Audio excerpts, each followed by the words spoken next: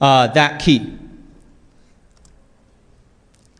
And then we'll generate this piece of decoding JavaScript. Of course, all the variables are, again, going to be randomized.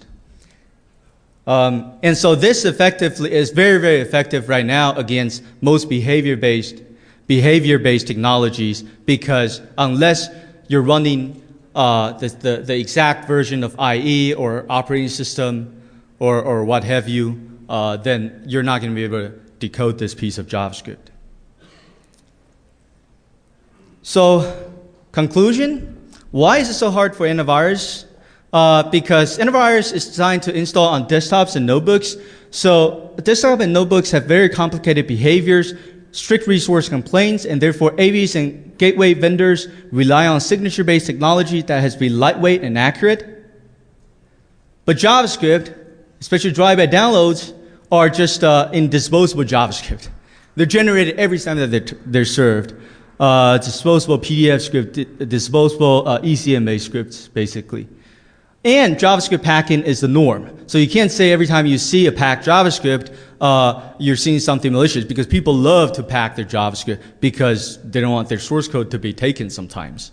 Google has JavaScript packer, Yahoo has a JavaScript packer, and Bing AdWords that everybody uses. And so it's very hard to just use heuristics and say, packed JavaScript is malicious JavaScript.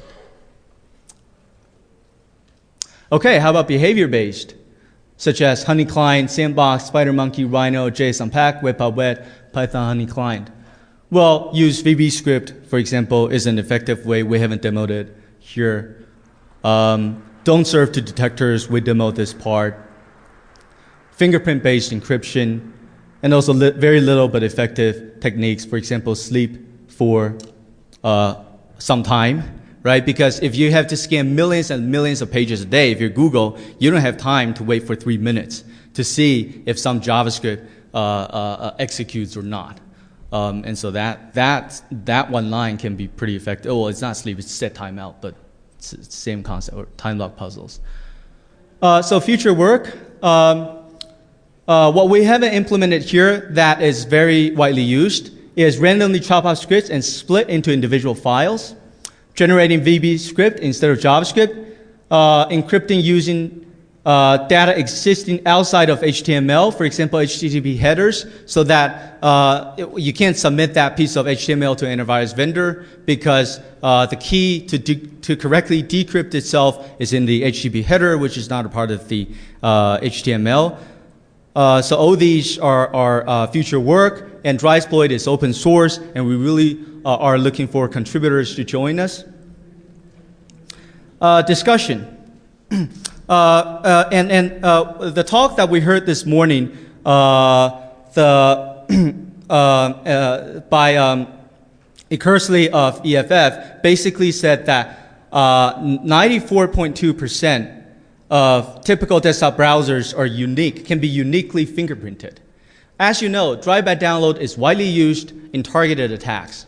So if the percentage is that high, because in targeted, what people don't understand about drive-by downloads is it's not the technology. It's not why drive-by downloads are used effectively in targeted attacks. It's not only because of the technology. What's a targeted attack? It's targeted, meaning you're a targeted person that the attacker wants to attack. You call your colleague and say, hey, I want to know this data. Can you send me the email right away? The attacker knows about it somehow immediately and sends you the email immediately with a drive-by download. That's a targeted attack. And this happens quite a lot.